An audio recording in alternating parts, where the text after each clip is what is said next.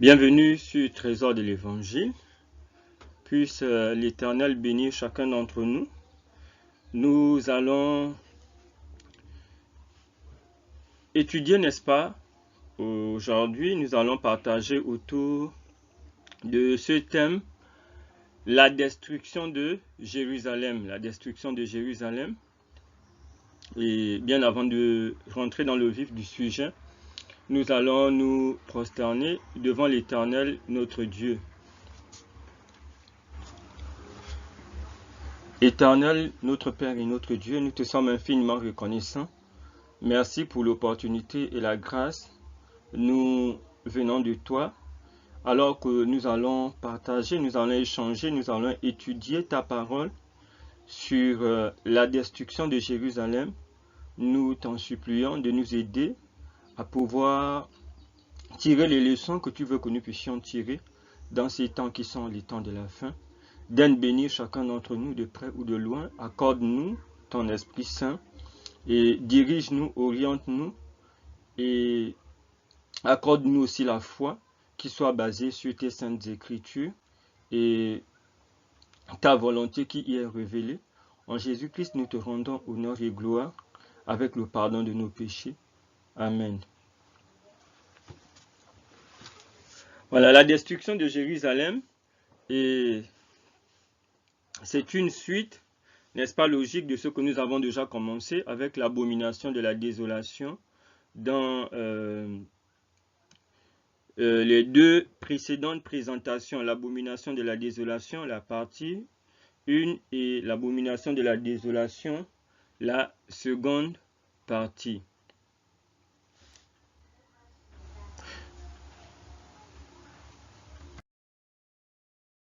Nous avons aussi lu tout à l'heure dans Luc chapitre 21, 20 à 24, Marc chapitre 13, verset 14 à 16, où Luc, n'est-ce pas, nous parle lorsque vous verrez Jérusalem assiégée par les forces armées. Alors, vous allez comprendre ici que il y avait des chrétiens à Jérusalem. Et Jésus leur avait déjà dit que lorsque vous verrez les armées entourer Jérusalem, à partir de ce moment, vous devez faire quoi? Il faut fuir dans les monts. Il faut fuir dans les montagnes, parce que ce serait la destruction du temple. Ce sont eux qui l'ont crucifié en association avec les autorités romaines, les autorités religieuses, mais ce serait aussi la destruction du peuple, parce qu'ils ont refusé d'écouter le message de Dieu. Lorsque vous allez voir Jérusalem entourée par les forces armées. Alors, pour essayer de couper court, n'est-ce pas, on a dit qu'il y a eu un premier assaut de Jérusalem, n'est-ce pas, en l'an 66 par un général romain, n'est-ce pas? Il faut suivre cela, même si peut-être qu'il y a un décalage selon les sources, mais ce n'est pas trop loin de là. En l'an 66, il y a ce général qu'on appelait Cestius Gallius, qui va arriver en l'an 66 pour assiéger Jérusalem. Cestius Gallius va arriver en l'an 66 de notre ère pour assiéger Jérusalem. On a dit que tout était déjà prêt. Ils avaient déjà assiégé Jérusalem. Mais on n'a pas compris, n'est-ce pas, comment est-ce que tout d'un coup, ils ont fait comment? Ils se sont retirés et ils ont fui. C'est comme s'il y avait la main de Dieu qui a fait en sorte, on ne sait pas ce qu'ils ont vu, et ils ont fui. Assiégés, c'était entouré, dominé, ils sont venus. Cestius Gallus est venu en l'an 66 avec ses armées pour assiéger Jérusalem. Et ils ont gagné, ils n'ont pas fait face à l'opposition, n'est-ce pas, des Juifs. Il n'y avait pas une opposition. Donc, sans comprendre pourquoi, Cestius et Gallus vont fuir, ils vont repartir. Et on a dit que lorsque les Juifs ont vu cela, ils ont vu que non, c'était le moment d'aller attaquer. Cestius Gallus était un général romain, il faut le rappeler. Et les Juifs vont se dire que, ah tiens, donc allons-y.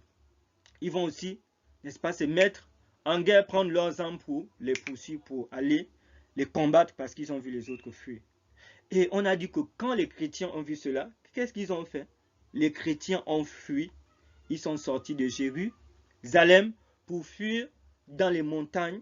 Parce que comme nous avons lu depuis, Matthieu chapitre 24 là, vous avez vu Matthieu chapitre 21 verset 24, n'est plus descendre.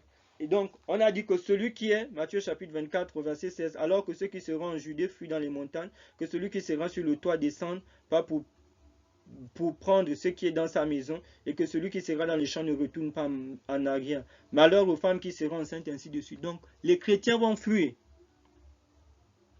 Et donc, ils vont fuir. Maintenant, les Juifs vont revenir. Ils vont dire que non, la vie continue. Ils sont victorieux. Dieu est avec nous. Le problème ici, c'est quoi? Ils ne vont pas se repentir. Ils vont dire que Dieu est avec nous. Nous n'avons rien à nous reprocher. Aujourd'hui, c'est ce que les gens disent. Quand on leur parle du dimanche, le jour d'adoration de la Trinité du Dieu Soleil, ou bien de la Trinité qui n'est pas le Dieu de la Bible, depuis la Babylone ancienne, tous ceux qui voient dans la Bible, ils disent non. Nous sommes riches, nous avons les avions, nous avons des grandes églises, nous avons la foule avec nous. Nous sommes des docteurs en théologie, nous sommes ceux-ci, nous sommes ceux-là. Nous connaissons les rois, ainsi de suite. On a dit que cela n'a rien à y voir. Si cela n'est pas vérifié, tu n'as pas une foi qui est basée sur « il est écrit ». On a dit que ce sont des faux prophètes qui font des miracles et des prodiges. Les gens disent non, pour que je croie que dimanche, le jour du repos, il faut que mon pasteur, donc ton pasteur, Dieu puisse se révéler. Dieu a donné la Bible. Jésus, les disciples qui ont été avec lui, il a dit, priez pour que votre fuite 40 ans n'arrive pas ni en hiver ni un jour de sabbat. Il s'adressait ici dans Matthieu 24 aux disciples, pas aux païens, pas aux juifs qu'il avait rejetés, et aux chrétiens de tous les siècles, jusqu'à son retour. Tu refuses, mais tu as basé ta foi sur un homme, sur une organisation. Alors donc, ils vont dire quoi? Nous avons Dieu avec nous, mais les chrétiens ont compris que c'était un signe pour eux de sortir, ils ont fui. Donc ça c'est Cestius Gallus en l'an 66. Et durant tout ce temps, Dieu a donné le temps. Et on a dit qu'il y avait quelqu'un à Jérusalem qui était toujours en train de dire « Malheur Jérusalem », n'est-ce pas? Des 4 vents. Voix contre le peuple, voix contre Jérusalem. Il y avait un type comme ça, n'est-ce pas, qui annonçait la destruction future de Jérusalem. Et en l'an 70, c'est là où maintenant le général que l'on appelle Titus est revenu. Et quand Titus est revenu, n'est-ce pas, il a assiégé Jérusalem et c'était terminé. Les gens sont morts de quoi? De faim. Les gens sont morts, n'est-ce pas, par l'épée. Et comme on disait, la famine, les épidémies. Parce que quand ils assiégeaient, il fallait priver les gens d'eau. Il fallait fermer. Les villes avaient des portes, n'est-ce pas? Il fallait assiéger. Et les gens sont morts de faim, de soif, de maladies, d'épidémies, n'est-ce pas? On a dit que les Romains sont rentrés et ils ont massacré la population. Les Juifs aussi vont se lever, puisqu'on a dit qu'il y avait une guerre depuis entre les Juifs, n'est-ce pas, et les Romains. Ils vont s'affronter et le général Titus, avec ses armées, ils vont massacrer. Et on a dit que Titus, il a voulu préserver le temple de Jérusalem parce qu'il était beau. Il y avait, n'est-ce pas, de l'or, ainsi de suite, même si sa beauté, sa grandeur n'équivalait pas au premier temple qui a été détruit avant la déportation babylonienne. Mais on a dit que les soldats ont fini par mettre feu. Et on dit que dans cet état de siège, il y a au moins 1 million de Juifs qui sont morts. Ils ont été massacrés et ils sont morts. Alors, vous comprenez, parce qu'ils ont refusé de se repentir. Parce qu'ils ont dit non, nous sommes le peuple de Dieu. Jésus leur a dit je suis le Fils engendré. Ils ont dit non.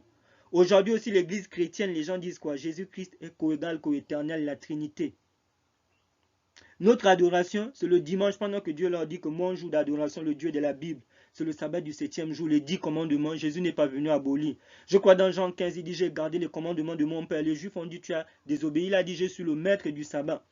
Ça veut dire que le sabbat m'appartient. C'est moi qui à vous enseigner. Ils ont dit non parce qu'il a guéri, il a blasphémé. Aujourd'hui, il y a des chrétiens qui disent que oui.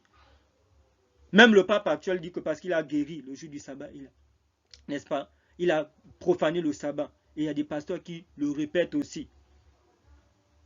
Donc vous voyez un peu l'esprit. Et les gens trouvent tous les justificatifs.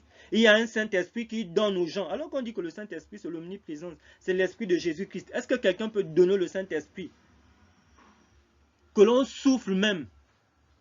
C'est l'Esprit de Dieu qui doit nous utiliser. Ce n'est pas nous d'utiliser l'Esprit de Dieu. Cet Esprit de Dieu que les gens utilisent, que les gens peuvent manipuler, peuvent souffler, ce n'est pas l'Esprit de Dieu. Ce sont des pouvoirs spirituels. Parce que c'est l'Esprit de Dieu, quand on lit dans la Bible, qui utilise les hommes. Ce n'est pas les hommes qui utilisent l'Esprit de Dieu. Le feu et tout ce qu'il y a. Les miracles. On a vu dans Pharaon que les serviteurs du Dieu Soleil aussi font des miracles. Alors sur quoi est basée notre foi? Donc, ils ont rejeté. Et Titus les Juifs ont été massacrés.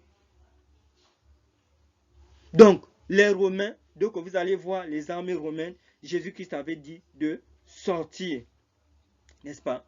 Et on a dit que cette leçon aussi nous enseigne quoi? Cette leçon doit nous enseigner, nous qui sommes parvenus à la fin des temps. Cela correspondait, cela était une leçon pour les chrétiens, n'est-ce pas? À l'époque de Jésus, mais c'est aussi une leçon pour nous qui sommes parvenus à la fin des temps. Matthieu chapitre 24 verset 15. L'abomination de la désolation. Et aujourd'hui, l'Empire romain, les Romains sont représentés par qui? On a dit par la papauté. Parce que la papauté n'est pas chrétienne. C'est l'adoration babylonienne. Donc, nous aussi, lorsque nous voyons les étendards de Rome, ou bien ces standards, n'est-ce pas, les étendards de Rome, s'élever dans le monde, qu'est-ce que les chrétiens doivent faire? Les chrétiens doivent aussi quitter les grandes villes. N'est-ce pas? Pourquoi Matthieu 24, chapitre 15 a été donné? C'est pour nous les chrétiens des temps de la fin. Ça, c'était la Rome impériale qui était dirigée par les Césars. Mais aujourd'hui, Rome est dirigée par les papes.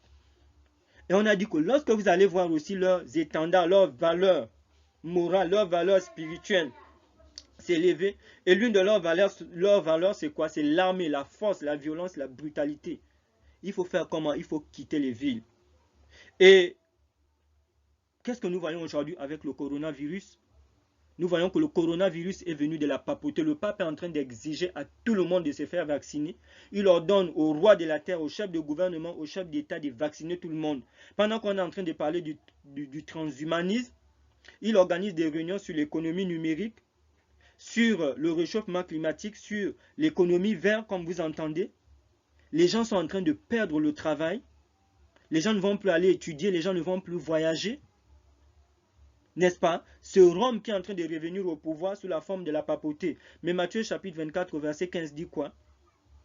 Ou bien Luc chapitre 21 du verset 20 au verset 24, vous voyez qu'il n'y a pas un lien entre la santé et l'armée. Aujourd'hui, c'est l'armée qui impose aux gens. Les gens portent le masque, ce n'est pas parce qu'ils sont convaincus. Ce n'est pas à cause de sa valeur scientifique de préserver les gens du coronavirus, mais parce qu'ils ont peur de l'armée. L'armée entraîne dans le monde entier, les forces armées sont debout. Ceux-là qui s'opposent aux mesures du coronavirus, au couvre-feu, au pass sanitaire, au masque, croisent qui? L'armée. Et désormais, pour se déplacer, pour espérer travailler, pour espérer ceci, il faut accepter le vaccin. Il viole la conscience. Ça veut dire que quelqu'un n'a plus la possibilité de réfléchir. Bref, vous voyez l'armée là où vous soyez, en Asie, en Amérique, en Océanie, en Afrique, l'armée est debout. Et le pape se dévoile, il est furieux. Parce que tout le monde entier doit être vacciné. Malgré le fait qu'il y ait des traitements et des laboratoires. On a dit que les jésuites sont partout, ils sont dans la recherche. Les Pfizer, ainsi de suite, sont en train de s'enrichir. Alors, pourquoi est-ce que c'est la papauté aujourd'hui qui est derrière ce vaccin, le coronavirus? On a bien vu avec Astérix, Obélix, il y a eu d'autres actualités, n'est-ce pas, qui prouvent que le pape demande à tout le monde de se faire vacciner. Le bénéfice-risque, aujourd'hui les gens ne doivent plus réfléchir. Pour peser le bénéfice-risque, on les taxe de tous les noms. Les chaînes de télévision, n'est-ce pas, les chaînes de radio, il y a une presse dans le monde entier, n'est-ce pas, du nouvel ordre mondial qui ne parle pas des gens qui meurent, des effets secondaires. On dit à tout le monde, il faut accepter, au chef de gouvernement, il faut répéter. Vous voyez ce qui se passe en France, partout, en Australie, en Europe, aux États-Unis. On impose à tout le monde plus de voyages, plus de travail. C'est une chose de refuser le vaccin, c'est une bonne décision parce qu'on n'a pas le recul. On a dit que ce vaccin n'a pas suivi. Un vaccin s'est fait en 5, 8 à 10 ans. Les grands scientifiques disent que c'est une thérapie génique. Vous pensez que les gens comme les Christian Perron, les Alexandra Henri Oncourt et bien d'autres dans le monde entier, en France et partout, ce sont des plaisantins jusqu'au point de mettre leur carrière en jeu. Mais ils ont dit, vu l'horreur, les conséquences de cela, nous ne pouvons pas nous taire. C'est une bonne chose. Alors, de refuser ce vaccin. Mais comment vous allez faire? On a dit ici, l'armée est debout. Et le pape, n'est-ce pas, commande les rois, les présidents de la terre à cause des Illuminati, de la franc-maçonnerie, qu'eux, ils dirigent tout ce que vous voulez au niveau du Vatican. Ils sont tellement riches, avec les Rothschild et tout ce que vous voulez. Et tout le monde est en train d'appliquer. Et nous voyons l'arme qui est debout dans le monde entier. Alors, c'est pour vous dire que, comme nous sommes en train de voir, le couvre-feu, c'est un exemple de quoi? D'état de siège. Un moment, n'est-ce pas? Il y a des villes où vous ne pouvez plus sortir. S'il faut sortir maintenant des villes, c'est maintenant. Pourquoi? Parce que si vous refusez le vaccin, vous n'allez plus travailler, vous n'allez plus voyager, vous n'allez plus aller à l'école, même avoir accès à l'hôpital. On voit le pass sanitaire partout. Mais si vous êtes enfermé dans une ville où vous ne pouvez plus acheter, vous ne pouvez plus vendre, vous n'avez plus de travail, comment est-ce que vous allez vivre? On a dit à Jérusalem, en l'an 70, n'est-ce pas, les gens sont morts de faim, de soif. Ils ont été massacrés par l'épée, les épidémies, n'est-ce pas? C'est pour dire qu'il faut sortir des grandes villes, parce que Jésus-Christ est en train de revenir. Et ceux qui vont retarder, n'est-ce pas? Les gens le vivent aux États-Unis, en Europe, en Amérique, en Océanie, partout. Vous allez vous rendre compte qu'on est en train de restreindre même la possibilité des gens de sortir des grandes villes, parce que l'objectif c'est de vacciner tout le monde. C'est quoi ce vaccin qui se passe par la force, par la brutalité, où on n'a plus le temps de réfléchir? C'est le diable qui force les gens. Jusqu'aux petits enfants de 12 ans, ils sont en train de descendre. Et vous allez accepter cela que Dieu a dit cela. Mais nous connaissons déjà ce trésor de l'évangile. Apocalypse chapitre 13, c'est la papauté qui est en train de revenir. La bête, personne ne pourra acheter ni vendre. Et vous voyez que les chefs d'État du monde, les rois de la terre, en s'abaissant devant la papauté, en faisant référence, ils mettent leurs armées en marche. N'est-ce pas? C'est la papauté qui commande. On voit même aux États-Unis, le gouverneur de Floride, de Texas, avec Joe Biden, on a dit c'est un catholique de longue date, avec le Vatican, n'est-ce pas, qui ordonne. Donc, il faut sortir des grandes villes. Tout comme les premiers chrétiens ont fui lorsqu'ils ont vu les armées de Rome, de Titus, envahir. D'abord, c'est Titus qui est venu en l'an 66. Ils ont profité de sortir. Et en l'an 70, 4 ans après, quand Titus est venu, c'était déjà la fin. Donc, le moment arrivera où vous n'aurez plus la possibilité de sortir des villes, d'acheter, n'est-ce pas, ainsi de suite, de vendre. Il faut profiter maintenant pour aller dans des campagnes, pour être autonome, pour cultiver, pour être dans des zones rurales. On sait déjà qu'avec le coronavirus, il y a des expériences qui se passent dans des pays. Si vous refusez le vaccin, on vous coupe vos lignes téléphoniques. L'intelligence artificielle, tout ce qui est en train d'arriver, n'est-ce pas? Vous n'aurez plus droit à vos comptes. Accès à vos comptes. Vous ne pourrez même plus vous déplacer. Ce n'est pas des choses qui vont se passer dans 20 ans, dans 30 ans. Ça se passe maintenant là. Là où nous sommes, peut-être que vous êtes dans un endroit, regardez toutes les contraintes pour voyager, pour sortir. Il y a des villes, il y a des pays où vous ne pouvez plus sortir. C'est un nouvel ordre mondial. Donc là, vous êtes, il faut sortir. Avec des petits-enfants, vous allez fuir comment? Vous allez les nourrir comment? Pour aller dans des magasins, pour acheter de l'eau, ainsi de suite, il faut accepter le vaccin. Et si vous avez encore la possibilité maintenant, c'est maintenant que vous pouvez sortir. Où que vous soyez, c'est un message que Dieu donne à ses enfants dans le monde entier. C'est maintenant qu'il faut sortir. Il n'y aura pas, n'est-ce pas, une date butoir. Parce que nous voyons l'armée qui est debout, nous voyons la papauté qui est debout, nous voyons la contrainte, nous voyons la violence, la brutalité. L'armée qui est associée à la santé et le Vatican qui est debout, qui ne se cache pas. C'est maintenant qu'il faut sortir.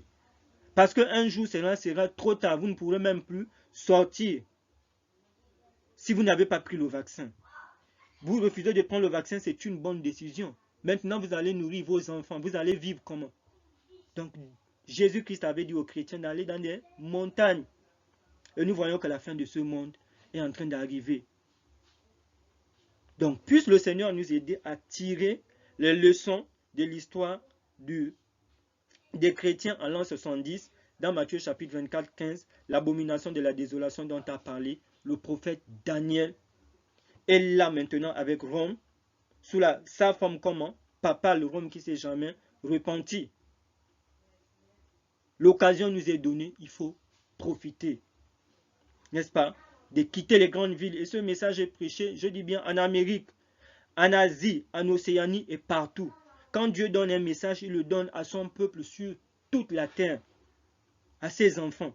Et de se réveiller, de se réformer. On a dit que la foi chrétienne, c'est ta relation avec Dieu. Les premiers chrétiens, n'est-ce pas, priaient, ils étaient persécutés, priaient dans des maisons, dans des forêts, partout. Ce n'est pas le grand bâtiment, ou ta structure, ou le fait d'être reconnu par des rois ou pas. c'est la fidélité à la parole de Dieu et en Jésus-Christ qui va nous sauver. Donc voilà l'histoire de la destruction de Jérusalem. C'est l'histoire aussi des chrétiens des temps de la fin. Jésus-Christ, au travers de cette histoire, n'est-ce pas, des chrétiens, voulait aussi enseigner à son église, lorsque la papauté, comme on a dit, le message des 3 anges qui devaient être annoncés, lorsque les chrétiens verraient la papauté, la bête revenir au pouvoir, Apocalypse chapitre 13, n'est-ce pas? Les chrétiens doivent aller dans les montagnes. Beaucoup sont déjà partis dans le monde entier et partout, mais d'autres encore, nous sommes en train d'hésiter et Dieu nous interpelle. Nous ne dirons pas que nous n'avons pas connu. On connaît peut-être des amis, des parents, des gens qui ne vont plus avoir le travail, des entreprises qui ferment. Ils vont rester dans des villes pour faire quoi? Vous allez payer le courant comment? Vous allez vivre comment? Donc, il faut faire des plans maintenant pour aller dans le rural où vous pouvez produire, n'est-ce pas, votre nourriture, où vous pouvez planter, trouver des énergies alternatives, parce que la crise est en train de prendre de l'ampleur, mois après mois, jour après jour.